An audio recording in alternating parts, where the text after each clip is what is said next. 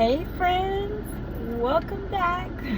I have another video for you guys because I don't think I'm gonna cry today. Let's hope not. Alright, so I wanted to first off say thank you so much for, I'm telling y'all, thank you so much for all of the kind words. Like, there was over 150 comments the last time I looked at the video that I posted as to why I was not filming anymore. And it's just like, it's really nice to know that complete strangers who've never met me reach out so much. I've had people DM me and say that they couldn't even watch the video and it's too hard for them because of what they're going through. So when I tell you, I genuinely, like, you don't know, like, y'all just, you don't know how it feels, like, because I've had people who I thought were gonna, like, reach out, something, nothing at all. And it's okay, you know, it's okay. That's, like, it's okay. So when I say that I appreciate it, I appreciate it. What I wanted to come on here and talk about is that I don't know where I saw the message, and I think it was in, like, someone Instagram DM'd me, and I wanted to first off tell you guys, all right, a lot of people, so that everything is understood and explained for you guys and people that are going through this, okay? So some people may say, and none of you guys have, you know, stop being sad, stop going to the cemetery, blah blah blah. None of you guys are telling me that. I will tell you this, that every single day I pass by the cemetery because on my way home from work, I cut through a subdivision. However, they're doing construction there, so it forces me to go another way to cut through and pass the cemetery every single day. Like right now, I'm about to pass the cemetery and I'm not gonna cry because I'm gonna be strong. So in the other video, when you saw, and I just came on and I was like, oh, there's my dad's grave. Yes, I can see it because it's right in the front and I literally see it every day. And so I see it every day. Like, I live that close to the cemetery. So, all right.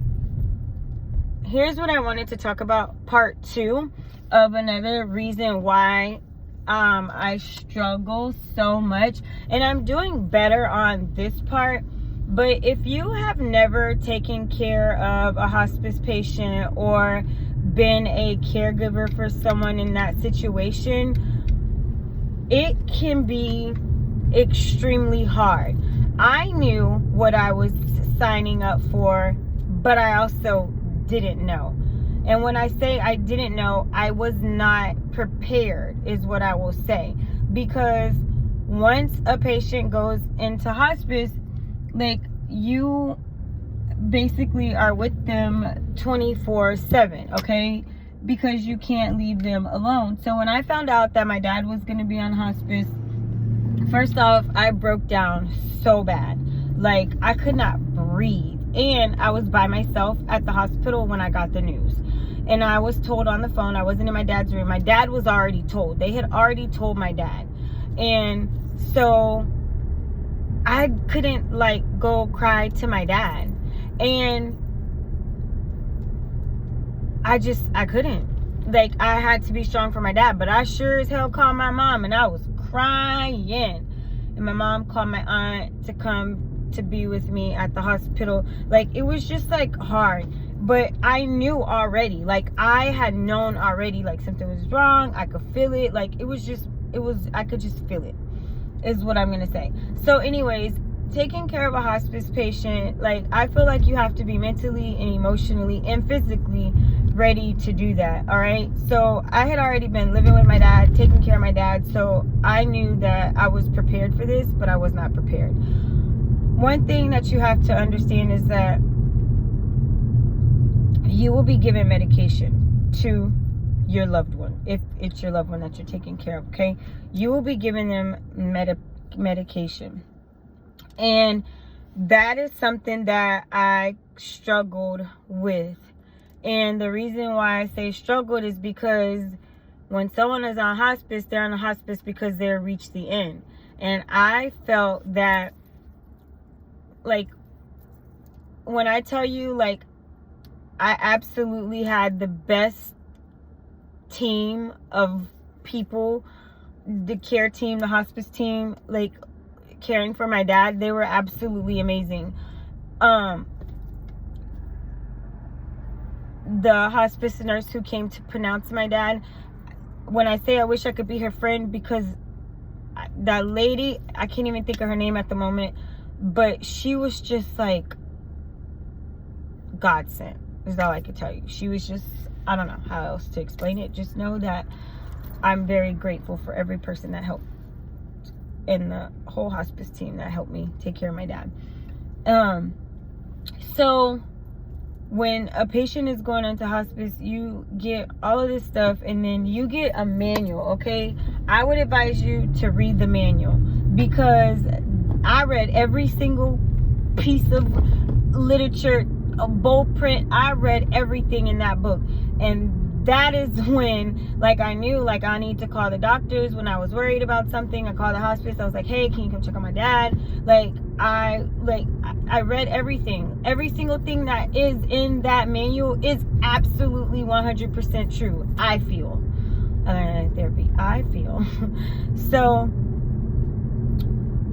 and one of the things, like, when my dad came home on hospice, my dad was like talking, everything, bossing me around, and I was like, look, Joseph, he wanted some Popeye's fried chicken. I was like, you don't even eat fried food. He's like, he had his hands like this. Baby, my dad called me baby, or he called me poo. Baby, I want Popeye's fried chicken and mashed potatoes with gravy. I cannot get that out of my head. And I'm like, okay, your wish is my command. I'm going to get it. I know he's not going to eat it, but hey, if this is what he wants, he can have it. My dad wanted a beer. I would have gave it to him. He could have anything, because at this point, he's dying, you know? So, and I thought I would have longer than 6 days with my dad. I only had 6 days when he went into hospice. I thought we were going to have, like, some months, some weeks, not days. So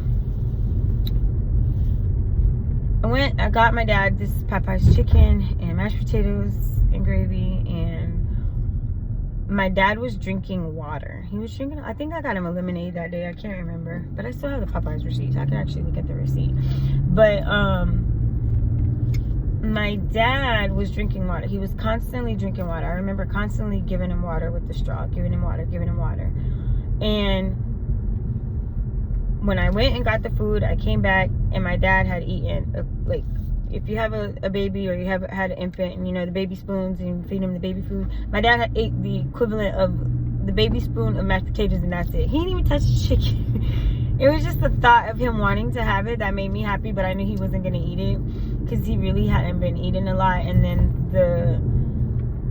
I think I talked about this in the last video, like, or maybe I didn't, like, the nurses and the doctors had explained to me, if he doesn't want to eat, don't force him, because it's hard on their stomachs, and they don't have appetite. And here I was, like, trying to force my dad to eat. I was like, if you don't eat, I'm gonna call the hospital, like, because I just didn't understand why my dad wasn't eating. And this was prior to him being on hospice. I was like, if you don't eat, they're gonna give you a feeding tube, and you're gonna be in the hospital, and you don't like being in the hospital. And my dad would be like, I would, like, give him a peach or a pear or a plum, not a pear, but a plum.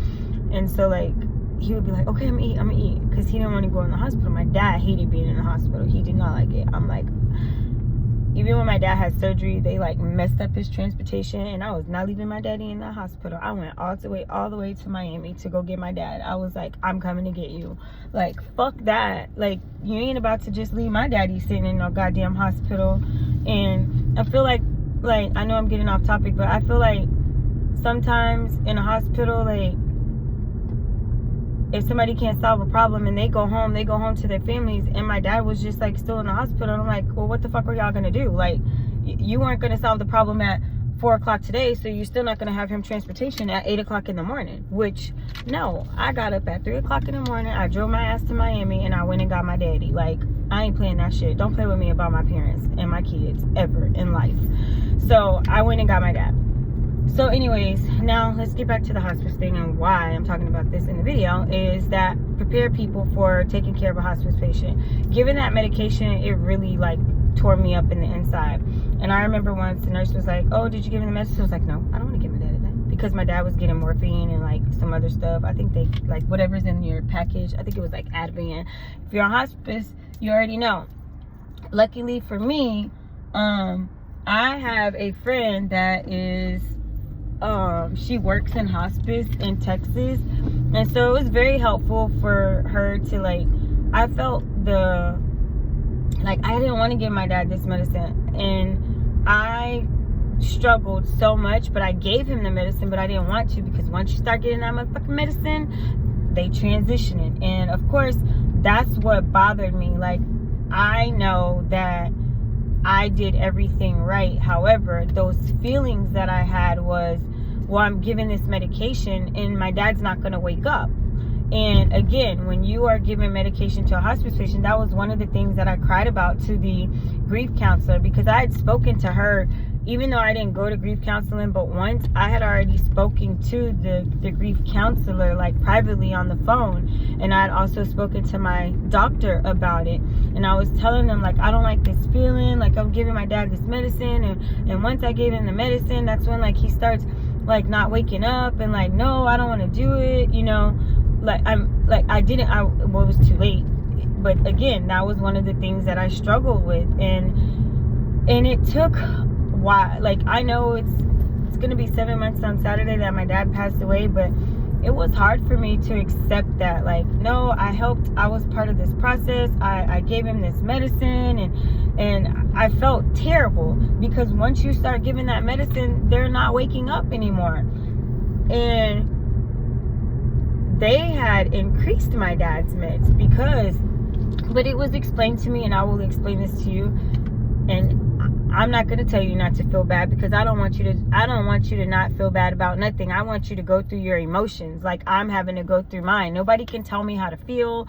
Nobody can tell me anything, and I don't let anybody control my grief. Like, I don't. I'm going to go through what I'm going through, and if I don't, I feel like I'm just going to have all of this inside of me, and it's never going to come out. And then, I don't know, fucking 5 years from now, I'm going to be like a basket case, because I'm holding in all of this grief, and then I'm going to resent everybody that didn't allow me the time to grieve. That, like, you know what I'm saying?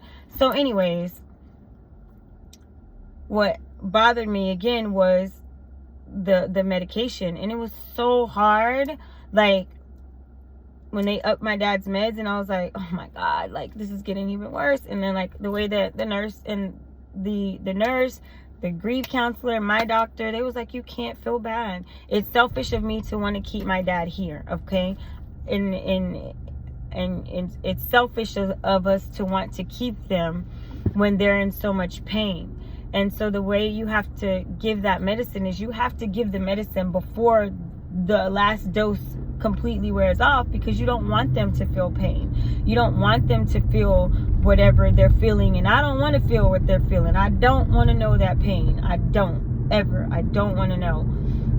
But apparently it's really, really painful. And so, like, I remember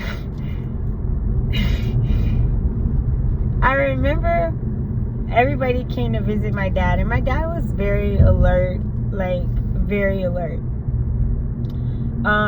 That Sunday, my mom and my sister were here, and my dad was like, please leave.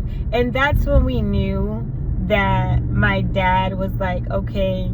He was laughing because we were taking pictures, and he was like, please leave. But it was kind of like more of a sign. He wasn't angry that everybody was in the room. It was more of like, he's not gonna go if everybody's in the room. And it was more like, and I love my dad for that. Like, I love that man, y'all. Oh, I love that man. And I love him for the peace and the comfort at the end, how he did everything. Because that Sunday, and my dad passed on a Wednesday, but that Sunday we were all taking pictures, and my mom and my sister were getting ready to leave that night, and they ended up coming back 24 hours later, because that's when he was like going down. And thank God they came back when he did, because he ended up passing the next morning.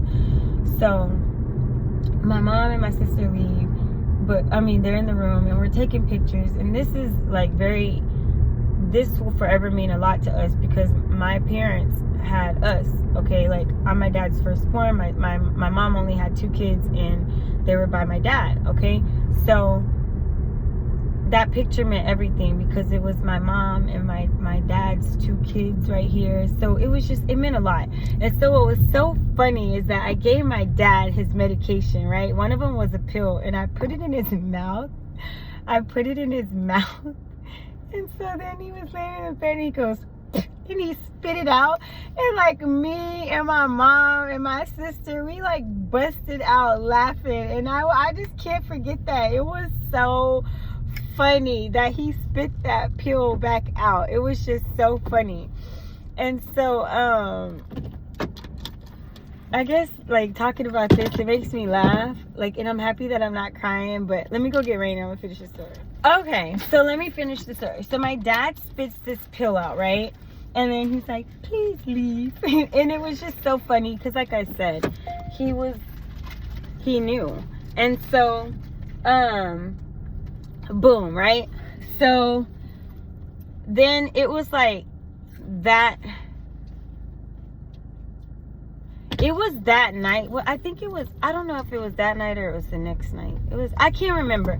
But anyways, I had to call the doctor because I was a little concerned about my dad's breathing.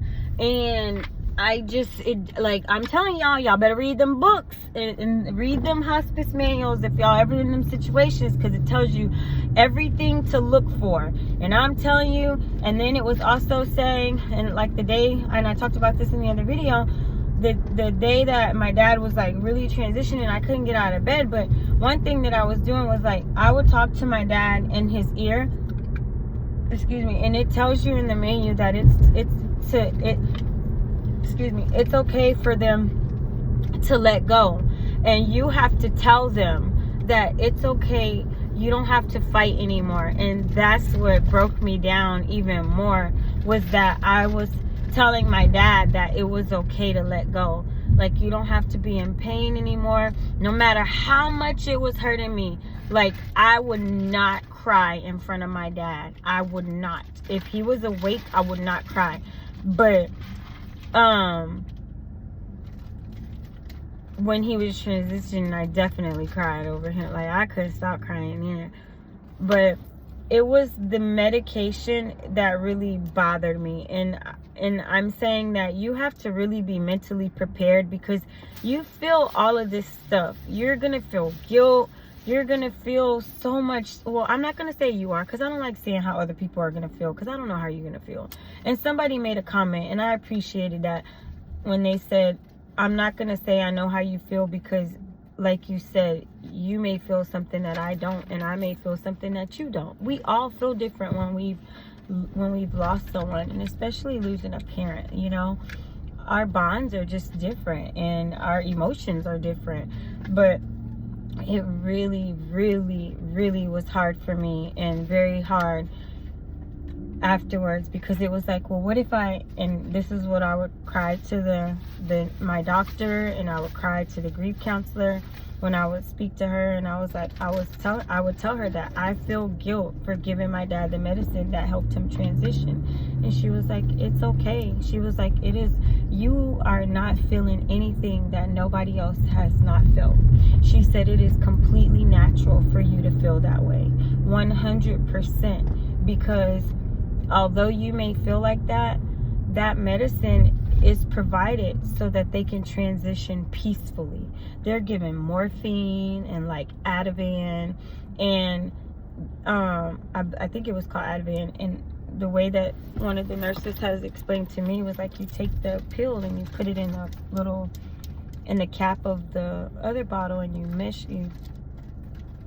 crush it up, and you put the other medicine so that they can take it at once, because the nurse explained that it was already a nasty medication, so giving the pill is completely nasty. And now maybe that's why my daddy was spitting it out, because it was nasty. And so anyways, that's the way that I was taught to do it, to crush it up and then take it. But anyways, the feelings of that, given that medication, is like, for me, I struggle with, well, what if I didn't give him this dose at this time? What if I would have not given it to him at this time? Like, it was the what ifs for me. Like, I would have had one more second, I would have had one more day. Like, what if they didn't up the strengths? Like, it was all of these what ifs. Like, why, you know, why did I have to give him this much? And like, it was all of those things that tore me up inside, because I feel like I would have had more time if he didn't take the meds. But then that's being selfish. That's me being selfish, because he was in so much pain. He was in so much freaking pain. And why would I want to keep him here being in that pain? But you know what? At the end of the day, no matter what would have happened, that was just my dad's time to go. I'm a firm believer in when you were born, like my mom says, you're born with the born date and a death date. And there's nothing that you could change about those dates. Those are just the dates that you were given. So I tell you, if you are getting ready to take on being a caregiver for a hospice patient, make sure that you're mentally, physically, and emotionally ready for it, because it's not easy. And I'm not trying to be no teacher and give no types of lessons. I'm only explaining what I went through and what I'm still going through. And I'm happy. And when I tell you guys, it's highs and lows, highs and lows. I did not sleep last night, matter of fact. The night before, I slept okay. But last night, up all night. All night. I was scared to take the damn medicine. Why? I don't know. I took my other medicine because I have two. And I took one, but I thought it was going to help me go to sleep, and it didn't. And so I smoked my hookah, and I just couldn't sleep. I had knots in my stomach all night. I kept waking up. It was like this feeling, like, it was just, I don't know. I told y'all I struggle, like, I don't sleep well. But the night before, I slept really good. So we're going to cross our fingers that tonight is the night that I actually can sleep good. But I keep forgetting, like, I feel like I have something to do. I have something to do tomorrow. But I don't know. So, again, I just wanted to tell you guys, thank you. I love you. You guys will never be a fan to me. You will always be a friend. And if you've been with me since whatever year I started my YouTube channel, because I do not know off the top of my head, just know that never a fan, it's always a friend. All right. And I know I didn't comment on all the videos. I think I only commented on one, and it was not done for any particular reason other than in that particular comment it said, I don't know if you're reading the comments, and I wanted you guys to know, yes, you're not writing those for nothing. I read every comment on every video. I just don't always have time to respond, and this is my open response to everybody. Thank you. And if you ever DM me and I don't respond right away and it shows you that I read it, please don't be offended by that. Sometimes I'm reading at a red light. Sometimes I'm reading it in between classes and I just haven't had a chance to respond. So please don't ever take that as negative, like, oh, she read it and she's not going to even respond. Instagram, completely different. I try my best to respond back to those messages. YouTube, there's always a lot, but let me tell you, I appreciate them, and I have read, like I said, it was 150 comments exactly and 777 likes. And I remember that because I was like, oh, this is his luck, 777, and it was on number 150, and of course 15, that's my birthday.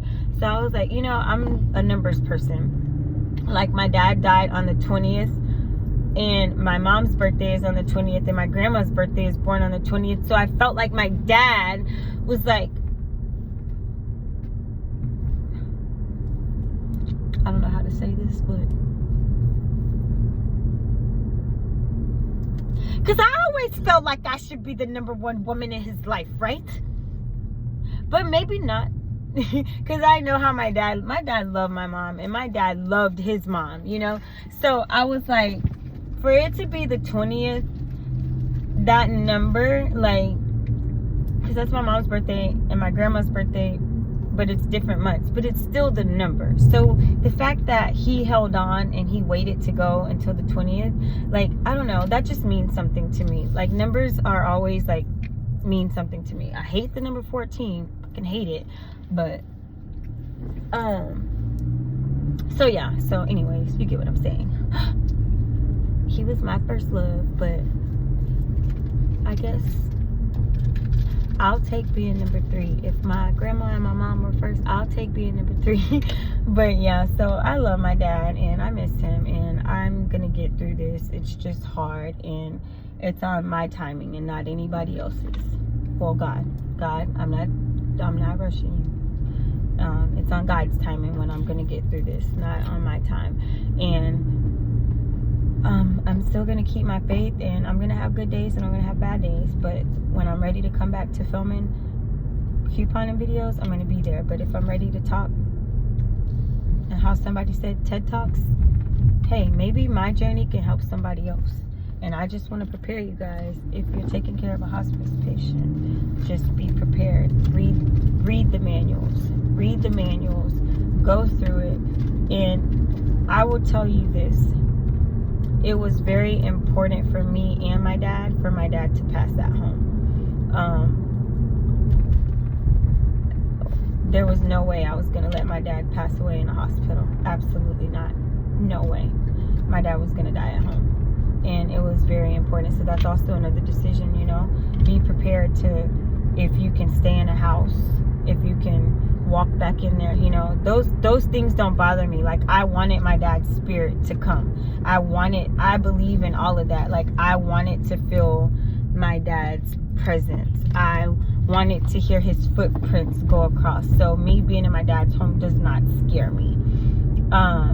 But just make sure, if that is a decision that you're choosing to make sure that you can deal with that, because everybody may not be able to deal with that. So anyways, I hope that this may help somebody else, and I hope that me not falling apart on camera today and crying my eyes out, I hope that it can show you guys that, you know, you have good days and you have bad days. And currently, this particular moment is a good moment. This morning, I'm not even going to say what happened. I told my mom, yeah, this morning, I could have been done. It was a wrap for me. But hey, that is over with, and we're on to a positive note, and I'm on my way home. And I just wanted to give you guys a little encouragement. And if you're going through what I'm going through, I'm gonna hope and pray that you have the strength and you have love and support around you, because you're gonna need it, okay? And if you gotta cry, scream, throw, break, do whatever it is that's gonna make you feel better. But don't hit nobody. Like, don't be slapping people. Like, don't do nothing too crazy. But if you gotta cry, you gotta scream, you gotta break something, do it. Do what you need to do to get your emotions out, because I do what I need to do. And when I tell you I scream and I cry, I scream and I cry. Alright guys, so that is it for this wonderful Wednesday video. Thank y'all so much for watching, being so supportive to me. I greatly appreciate it. I love you guys to the moon and back. And I will see you in my next video. Bye.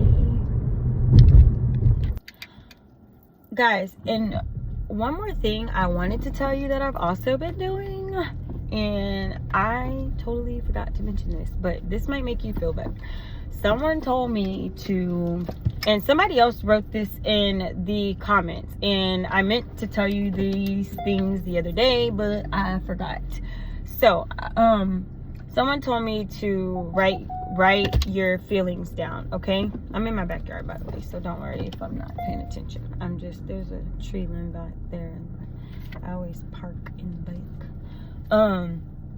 There is a tree limb back there that my camera's picking up. But anyway, so I wanted to tell you that someone told me to write down my feelings and what I'm feeling every day. And then I also had a friend that told me to do this. And so when I seen it in the comments, I was like, oh, this must be something, you know, but I'd already started doing this. So this is a journal. It says manifest your happiness, and it's a daily journal. And my friend actually created this on Amazon, and I'm not going to like show you what I write because it's private, but I have been writing.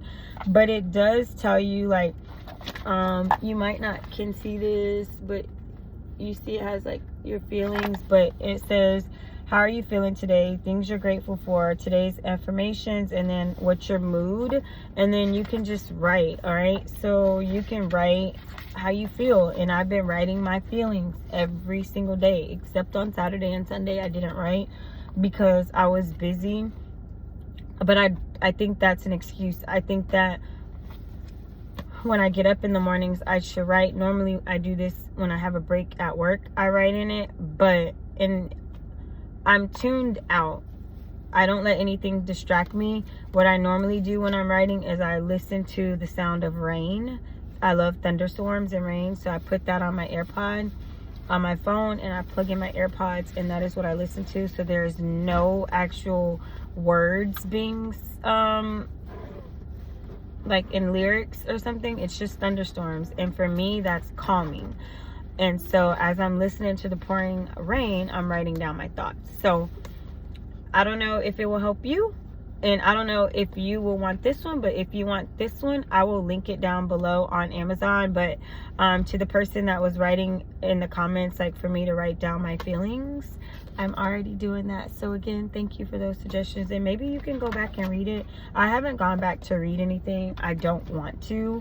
I just want to write right now, and maybe one day later I'll go back and read, because I don't want to read about how I'm feeling at the moment. I just want to write. And yeah, so anyways, I just thought that that might help someone. So yeah, so I will link that down below in the it's $10.99 for this, I believe, $10.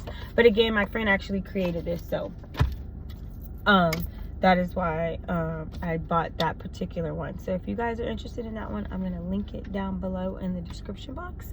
So yeah, so anyways guys, now I'm gonna end this video. Bye.